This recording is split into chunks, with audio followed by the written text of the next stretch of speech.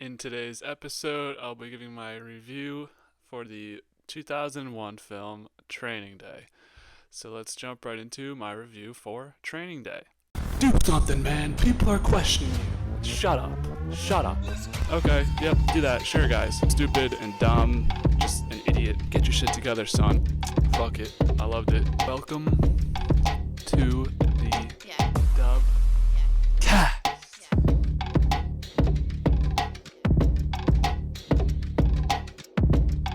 Training Day was released September 2nd, 2001. The genre is a crime thriller. The runtime is 2 hours and 2 minutes. The budget was $45 million. The director is Antoine Fuqua. Have never seen any of his other works to this point. The movie stars Denzel Washington, Ethan Hawke, Scott Glenn, Cliff Curtis, Dr. Dre, and Snoop Dogg. So, if you're new to the channel, what I will do is give my overarching review, give a score, compare it to the other movies I've reviewed so far on the Dubcast, and then give my thoughts and reactions throughout the film. So diving in with my overarching review. So overall, I'm not going to lie, this was not at all what I was expecting watching from this movie. I've never really seen any clips or anything besides the one infamous, well, I guess I have seen this clip, it includes a racial slur, so I'm not going to say it. But if if you've watched this movie, you know what scene I'm talking about. I feel like that clip has been everywhere over the past couple of years. Maybe it was relevant like 10 years ago, but nonetheless, that scene's pretty popular across the internet. So I have seen that scene before, but I didn't even know that was part of this movie. So I didn't really know what to expect coming into this movie. What I will say, this was an amazing job by Denzel Washington. Maybe the best Denzel movie I've watched. The same can be said for Ethan Hawke, for sure. Both of these guys killed it in this movie. Great job by both. Definitely a top tier movie for me. So hopefully Denzel Washington and Ethan Hawke got all the awards for this one. I do think they truly do deserve it. Trying to think what came out in 2001, but I have no fucking idea. So hopefully they did win some awards. I think this is a very amazing concept for a movie. You have the good guy and the bad guy kind of mirroring each other throughout the film. When I say good guy, bad guy, I mean good cop, bad cop. You have Ethan Hawke's character, who's more, wants to play everything by the rule, do the actual right thing. And you have Denzel's character, who, yes, he's a police officer and yes, he gets shit done, but he also wants to take a little money on the side, do a little stuff, make money that's not going to qualify for what actually is in his salary. Just, it's the classic. This happens a lot in other movies, so you know what I'm talking about. Anyways, when Alonzo had Jake get in that car for the first time, it's a ride that just does not stop throughout. I think this movie lasts the whole day. It's just only one day. It's Training Day. That's it. But it's a crazy ride throughout the day. This movie kept me genuinely entertained throughout. I don't think any single part of this movie was boring or slow at all. Nothing. Everything was relevant. Everything was important. Just some amazing one-liners and content from Denzel throughout the movie. Can't really say enough about Denzel's performance in this movie. He was just dishing it out like crazy. Played the part perfectly. I'm sure there's some deeper stuff I'm missing here, but that would probably serve better in a rewatch. There are basic themes that pop up with me on the surface level, but I'm sure if I rewatched it again, even more stuff would come to me. So some of the stuff with the Russians confused me a little bit, but I think I must have missed something there. I must have not been paying close enough attention to one of those scenes. It's definitely a slow burn type of movie, but I think it's a slow burn in a good type of way, where everything kind of pays off at the end and you start adding all the clues together, and then it makes sense. They don't just put it in your face and be like, here you go. It actually all leads up to it, so I really did like that part of it as well. It also verifies your hope in Jake's character, as he always makes the right moral choice. Getting close to the kid, always doesn't want to do drugs, doesn't want to take the extra money, doesn't want to kill people, etc. So when he actually wins at the end, you're like, okay, good, that's what we want. He should win. There's the people in the that neighborhood at the end support him. It's like by the end of it, Jake is proven to be right. So I do like that there is a moral right to this movie at the end. For a movie where they're just driving around most of the time, it really did make for a great one. Like, if you sit back and look around and look at the movie, it's like, wait, they were just driving around for like 2 hours and just mostly like made some pit stops. So when you just think about it that, you're like, this movie probably was dog shit. But no, it's awesome with Denzel and Ethan Hawke. So shout out again, just awesome. So even most of the conversations that are had between Jake and Alonzo when they pull over or just in the middle of traffic, funnily enough, I just think just in the car in general, all those conversations are just great. It's amazing dialogue for sure. There's not too much action or in your face cop stuff at all.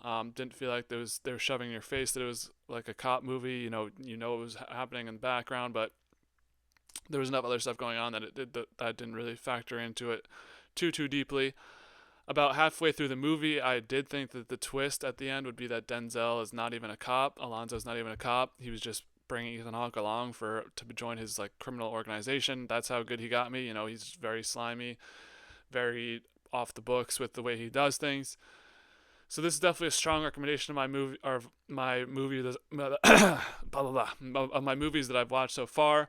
I would recommend this movie to anyone who's watched Crime, Denzel Washington, Ethan Hawke, and just would recommend this movie in general because I think it's just an amazing watch, and everyone should watch this movie in their life at some point. So I'd even go as far to say it's a must watch. So here, time for my score. Clearly, I have high regards to this movie, so I'm giving it a 9.1. 9.1 for Training Day, an amazing movie. I really did enjoy this one. Would recommend everyone to go watch this movie. But if you're here, you probably already have. So where does this movie compare with the other movies we've reviewed so far on the Dubcast? Let's pull up the graphic. So believe it or not, this is our second highest movie ranked on the Dubcast so far of 27. So number 2, falling behind Wind River. So funnily enough, both crime movies. I guess I do have a type of crime movies that I do like. So this is the best Ethan Hawke movie on the list. Beats out Dead Poet Society, which was a 7.9. Beats this out by 1.2. I'm filming this in the day where I posted a TikTok of all my scores of the first 25 movies. Extraction 2 came out before this as well. And people are not happy that I gave Dead Poet Society a 7.9, but I stand on business. I stand on that. I have no problem with that. That movie is kind of boring in the middle of it. Sorry. It is what it is. Enough with that. So yes, this movie is second, 0.2 points behind Wind River, which I gave a 9.3. This is a 9.1. Stand by all that. Strong 9.1 for Training Day. What would you guys rate Training Day if you were to give it a score? So enough with the Dubcast graphic and the score jargon. Let's get into my thoughts and reactions throughout the film. So we start this one off with the intro of the sun rising and then Ethan Hawke's character Jake waking up at 5 a.m. 5 a.m., I've talked about this in videos before. 5 a.m. is not that tough of a wake-up call if you're going to bed at like 10, especially, I'm in my young 20s right now, but people who are adults just seemingly can get 5 hours of sleep and be fine. So yes, you're waking up at 5 a.m., but most people wake up at 5 a.m. to go to work every day. Probably like at least 33% of America wakes up at, that's probably a little bit high. Probably like 18% of Americans at least wake up at 5 a.m. So yes, you got to go for your training day, but actually it doesn't even make sense because we'll talk about it in a second. So that's the intro. Always like to talk about the intro for some reason, but decent intro with the alarm clock waking him up, I guess. So here we go. We get introduced to Alonzo, Jake's superior officer. He calls Jake's house. They want to meet at a coffee shop at 10. So Jake woke up 5 hours early to prepare for nothing because what do you need to wear as a cop that prepares or requires 5 hours of being awake? I know they have a young child at home. Maybe he had to help the kid out. I mean, I didn't hear no crying at 5 a.m., bro. You could have slept in, man. But I guess it's always better to be up with the worms. People say it's better to be up early than to stay up late. So, granted, do you want? So Alonzo tells him to wear something comfortable, bring his gun for sure. Yeah, he'll need that later. Alonzo's trying to read his newspaper once Jake meets him at the diner, but Jake keeps interrupting him. And then he tells a DUI story with a former training officer who happened to be a woman.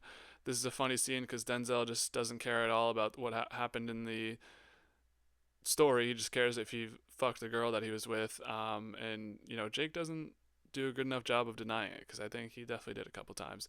But yeah, we're learning quickly that Alonzo is not really a normal typical cop who can just like bullshit around. He has a specific way of doing things. he doesn't really care about these stories that, don't really have any exciting action to it. I mean, whatever. So keeping it moving. After they have their first little interaction in the diner, they go to the office, which turns out is just Alonzo's car. So this is the office for the rest of the movie, as I mentioned before. That's just them driving around, which I did like this aspect of it. The cutting shots of them just in the car, one-liners back and forth.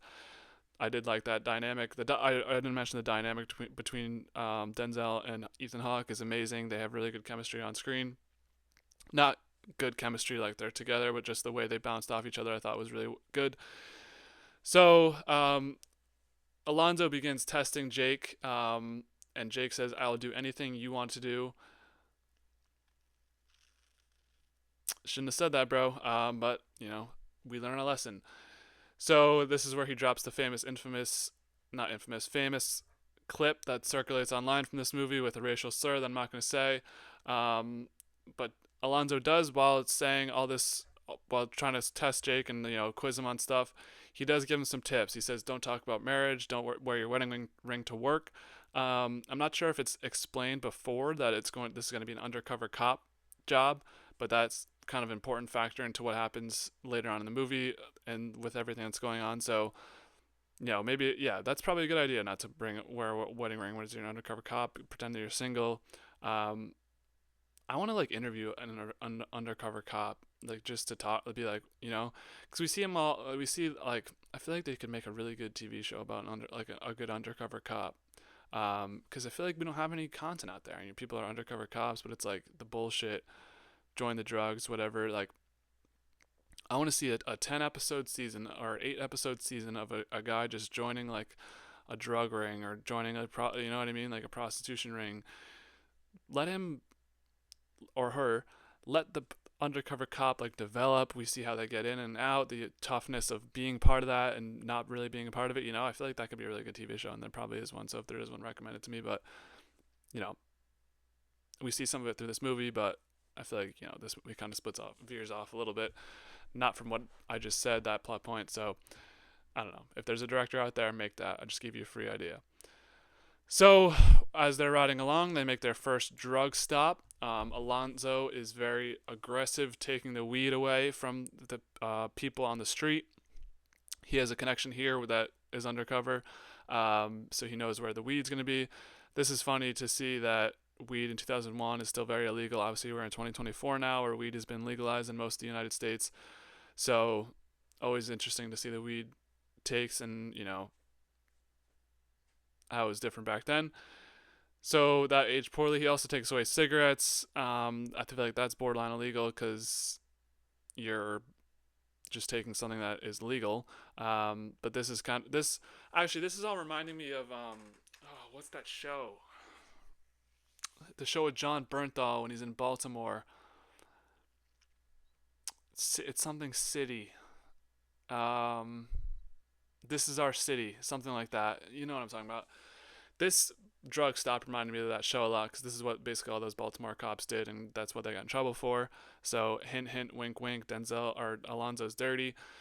So this is one of the best scenes in the movie when they have the weed in the car, and then Alonzo asks Jake to take a hit of weed, stopping in the middle of the traffic, and Jake keeps denying it. He does not want to take this hit of weed. Obviously, being high at work is not ideal. I don't think I've ever been high at work. I have in one position, but that that was a long time ago. It happens, but especially being a cop, being high at work, that's not going to end well for you, buddy. I don't know why you would ever even do this. Especially, it doesn't seem like Jake's ever smoked weed before. Jake keeps saying no. Denzel says, "Get out of my car," and get out of his division. If he's not being an undercover cop, or if he's going to be an undercover cop, how are you going to play it off by doing that? I guess Alonzo brings up a pretty good point, but also how are you going to be high on the job? Like that was really, I don't know what that was like. It's kind of a devil's advocate thing there. There's no really right solution to that because I feel like the best idea would for you to not be high on the job, and then you can also just be like, yeah, I don't smoke weed. I produce like I sell that shit. I don't smoke it. Something like that. That's how you be a true undercover cop. Maybe I should apply. Um, Also, completely realizing that The Departed is about an undercover cop. So go watch that. Well, I'm an idiot, and that's one of my favorite movies ever. It's all happening live in real time here. Anyways, so after Denzel threatens him, he also points his gun at him. Jake ends up smoking it all. And what type of high was Jake on? Like, they really poorly captured the highness of being high on weed. You know, I've heard from people on the street. I've never dabbled in the sorts. Um, what type of high is he? Because he's like seeing everything turn green. That doesn't happen, right? Um, Now Denzel is not. I keep calling him Denzel. Sorry, it's Denzel slash Alonzo interchangeably. I keep saying Denzel because at the beginning of the movie I didn't know what his name was. If I'm being honest. So Alonzo now is flipping the script, saying no one told you to do that. Why would you smoke weed? You're an idiot, which I agree with. But bro, you literally pointed a gun at his head. What were like he was supposed to be like, no, I'm not taking it. All right, have a nice life. I hope you go to hope there's an afterlife for you. That was stupid. Right here and then I should have known that Alonzo was going to be too much. Anyways, he geeks about it anyways, so he's not totally serious, but still, like, bro, you pointed a gun at him. What was he supposed to do? So now this first wild day continues. Alonzo takes him to visit his boy. Um, I don't have this guy's name, but he's the guy who also comes back later in the movie. His friend somehow knows that Jake is a former football player.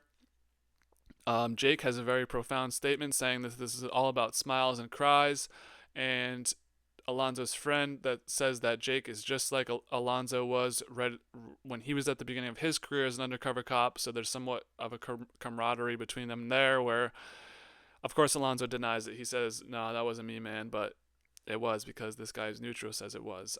Even though he's even favored towards you, or maybe he's trying to bust balls. I don't think he's trying to bust balls. I think he's being serious. You know, every cop at the beginning is probably very uptight, doesn't want to do a lot, but then once they get into the position, they learn a little bit more about it. They learn the shortcuts. They learn what to do and what not to do, and how to get away with stuff. So if they want to get away with stuff, so that's that with the friend. So back on the road, Jake sees a girl getting raped in an alleyway. He beats the shit out of the two guys that are there with them. One of them's homeless, at least, and maybe both of them were homeless. They just grabbed this high school girl off the streets, tried to rape her. Jake comes in to save the day. Alonzo, once he pulls up, has a very odd interaction with one of them. He cuts them, and then after he cuts them, they go loose, and then they taunt Jake, but Jake doesn't go for it. He is not going to be extra violent. He's still on that rookie cop shit, so good for you. Interaction over. But Jake does pick up the wallet of the girl who was raped, which is going to be important later. So Denzel has a very important quote after this. He says, "To protect the sheep, you have to protect the sheep. To protect the sheep, you have to catch/kill the wolves, and it takes a wolf to do it." So I think thematically, I think Jake's a sheep for most of the movie, but then he turns into a wolf at the end, and that's how he's able to kill the other wolf by the end, or get the other wolf killed by the end of it, if you know what I mean. So now we make another stop to meet Snoop Dogg. This was crazy seeing Snoop Dogg in this movie. Terry Crews is unedited or uncredited as starring in it, but he's also in it. So there's a bunch of famous people in this movie that weren't necessarily known for their acting roles. Snoop Dogg is a crack dealer in a wheelchair. Alonzo knows that he's got something with him. He knows he's got some crack. They pull him into this, they chase him into the store. Alonzo makes him throw up, which he has crack in the back of his throat, I guess. I don't know how that's possible, but I guess, there's drug mules and all that stuff, so I'm sure it's been done before, and I'm just missing something that I haven't seen this before. So, in order for Alonzo to let Snoop Dogg go, he needs to give him a name of the person he works for, which is Sandman, and they're going to perform a house raid on Sandman. And this is when I thought Alonzo was definitely not a cop, because he does things very unprofessionally. They have a fake warrant. They just go into this house. He rips everything through, takes money, and then leaves. He says, like, this isn't what we were looking for. And then once the woman who's who's been served the warrant asks for the actual warrant, the physical warrant to see. It's like a pizza menu. So I thought Alonzo was just capping about being a cop. He's some sort of mob boss. He's some sort of, mafioso. He knows everything that's going on. He's getting Jake involved in the business. But I was wrong about that. He just is a scummy cop. So moving past this checkpoint, we have more going on.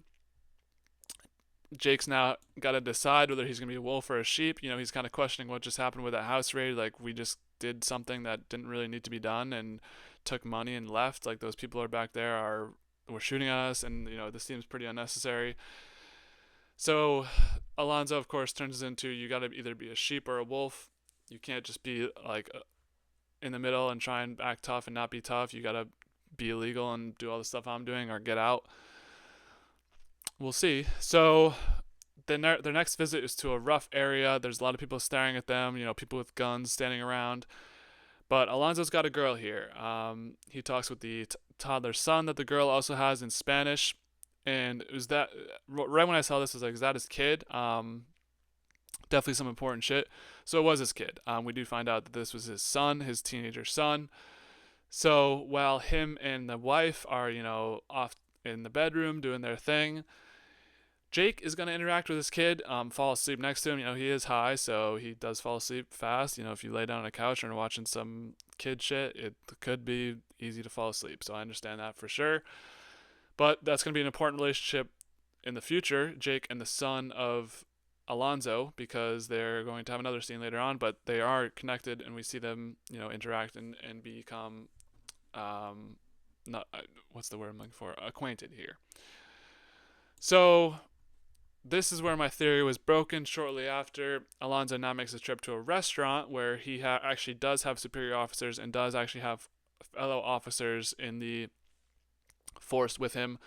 They're meeting at a restaurant. Something has happened with Alonzo and money. He needed a $40,000 check for the arrest warrant that they're going to do now. So something else is happening with the Russians. This is when I missed it. I don't know. There's a lot going on with this scene. I feel like this is one of the top scenes I need to rewatch. Is Alonzo with his fellow officers. Jake has been relegated to the side table. He's picking up on everything, though. He's listening to everything, but there's a big debt that Alonzo needs to be paid to the Russians, and they're going to try and get enough cash to pay it out.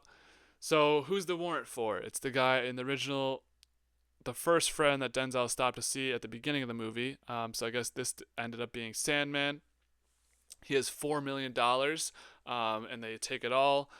Jake doesn't want his cut. Alonzo's going to keep it for him for later, but he's not going to need that later because he doesn't want to be a dirty cop.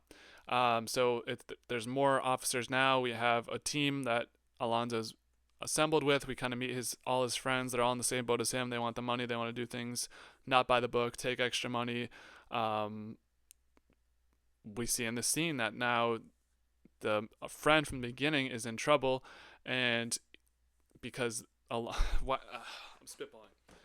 The friend in the beginning is in trouble because Alonzo now wants to kill him because they took all of his money. They arrest warranted him. He probably has a lot of information on Alonzo and his backroom deals. So who does he want to actually shoot the friend? It's going to have to be Jake because they want to initiate him. They also, I feel like if you have Jake shoot him, then there's like always that thing that you could say, we know Jake shot him, and we could tell the truth at any time.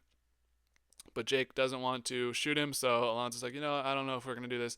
But no, Alonzo ends up pulling the trigger and shooting his old friend. In order for this to make this look realistic as a house raid, they need to have somebody else get shot. So now he's shooting one of his partner members, shooting him twice. That one of the shots actually went through and hit the guy. It's like, this is crazy, bro. I feel like there could have been a way where you can make it look like that he needed to be neutralized without actually shooting somebody, but I guess it is like pretty doubly or triply more believable if you do shoot somebody, do actually shoot one of the cops. So I guess it is what needed to be done.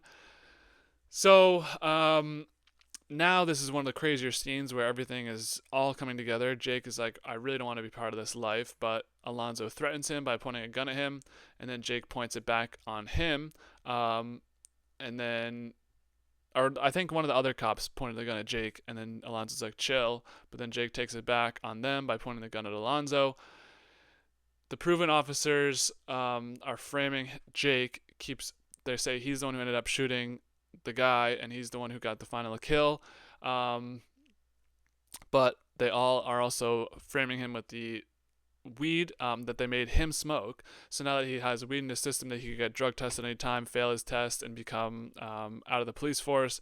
Alonzo apparently has friends that can help him pass the drug test if he sticks with them.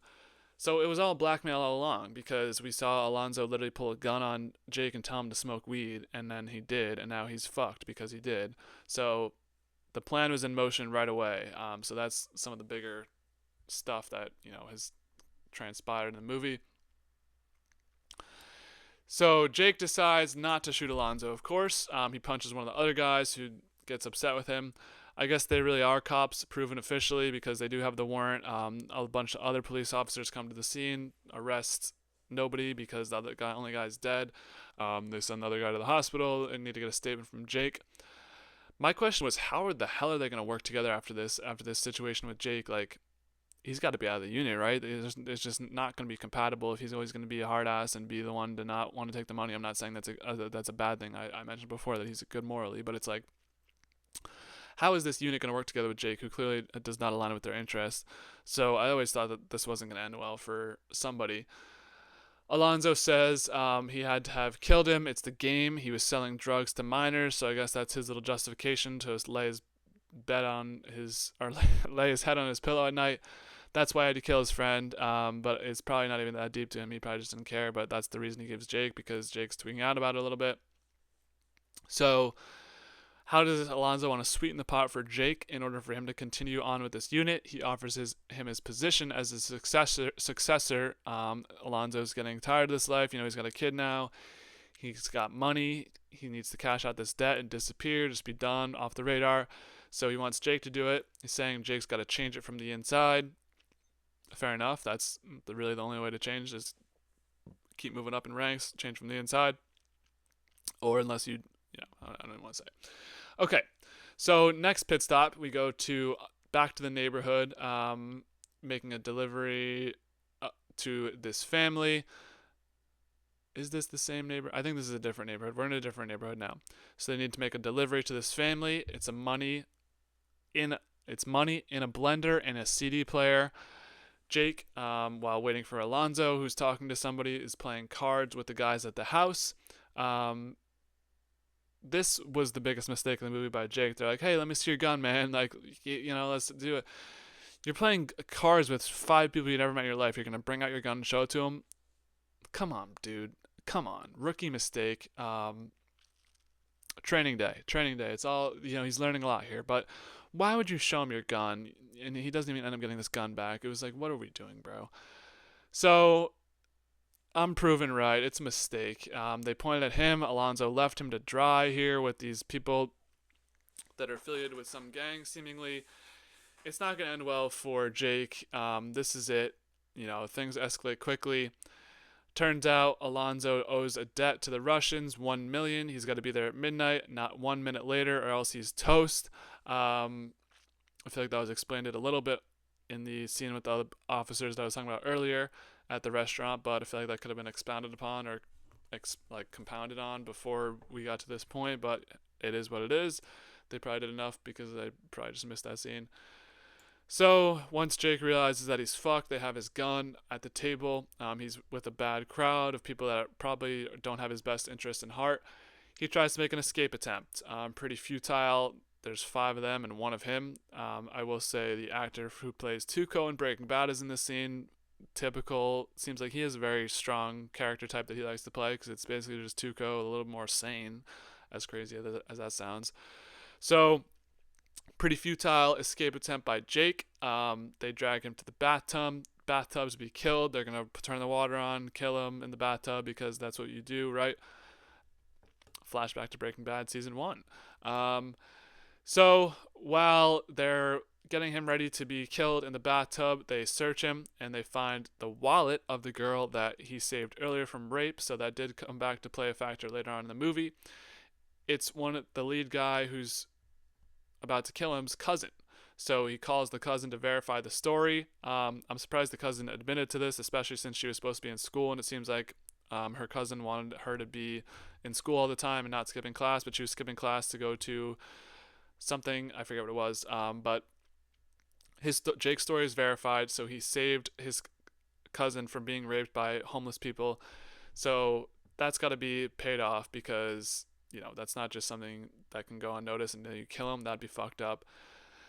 So they do it. They let him go. Good job, Jake. Actions do have consequences, and good morals do bring benefits in the future, even if you don't see them in the right away. So good job, Jake. The good guys always win. Not always, but most of the time. So once Jake realizes that Alonzo left him, he's been pretty spiteful for Alonzo. So of course, as soon as he gets free, he makes his return to that first spot where Alonzo got the girl. It turns out that's his wife and kid.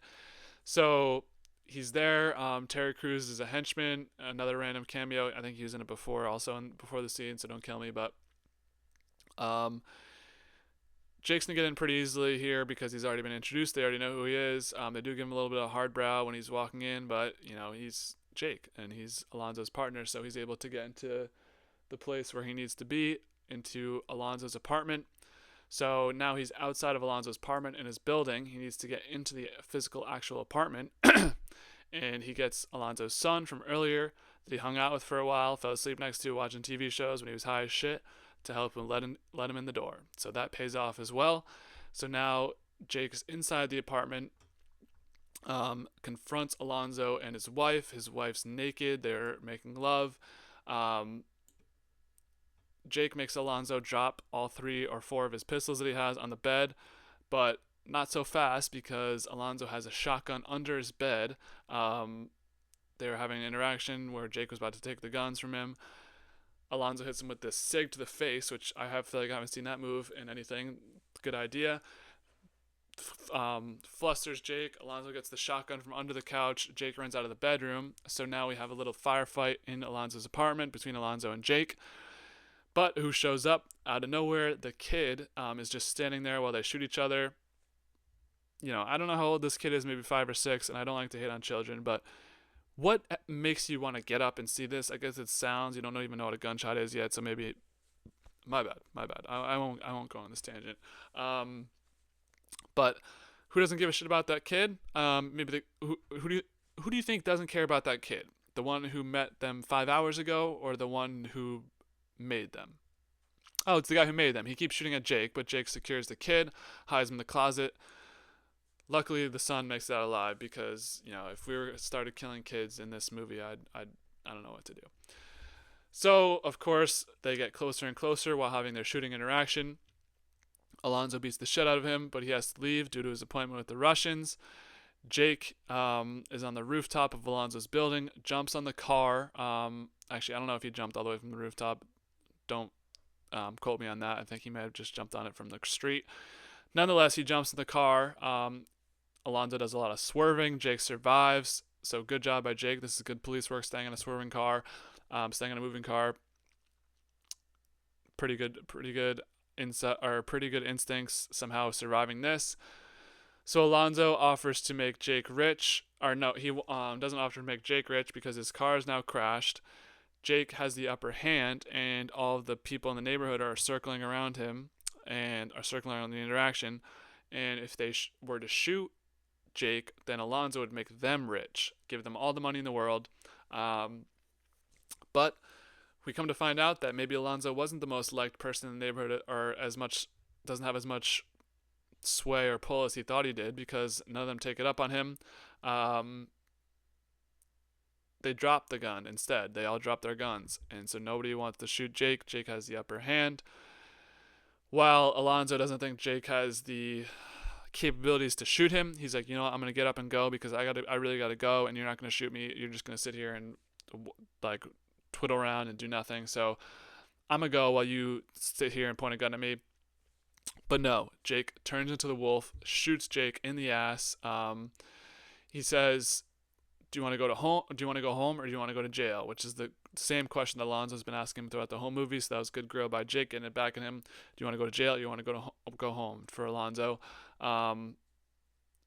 Jake eventually just ends up leaving the situation because he's injured. He's going to call the police on Alonzo. he's had enough. It's been a long day. It's been a very long training day. And Jake does have that kid and wife back home, so this is too much for him. He's got to get back home and just be done with the situation. So another great scene here where Alonzo's still on the ground with all the people in the neighborhood. He goes on a crazy rant against them. After they turn against him, they all walk away from him. Some really good quotes from this one. Didn't pull any, just due to constraints, but that's an amazing scene as well. So Jakes makes his way back home. Alonzo is on his way to give the Russians the money. He actually got out of there for a second, but he just gets completely shredded on a traffic stop by the Russians. I think the money is gone as well. Because I think he was just going to escape and not give them the money. But he is shredded to bits by the Russians with machine guns, just completely annihilated. Alonzo is no more. A fitting end to our antagonist of this movie. Not killed by Jake because Jake's a good cop. Jake still doesn't kill anybody throughout the whole movie, right? So good morals. He stuck by him. The good guy wins.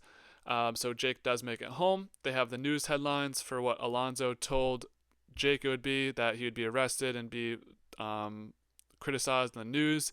Nope, it's Alonzo that's criticized in the news for his dealings with the Russians and everything that happened and the way he died. So that's it. That's Training Day. What an amazing movie. An awesome experience. Loved it. Definitely, added to my favorite movie list on TV Time. If you want to follow me on TV Time, Dubsy Dub. I love that fucking app for no reason. Yeah, 9.1, one of my favorite movies of all time. What say you about Training Day? Spoke to some friends about this one. They were a little bit lower on it.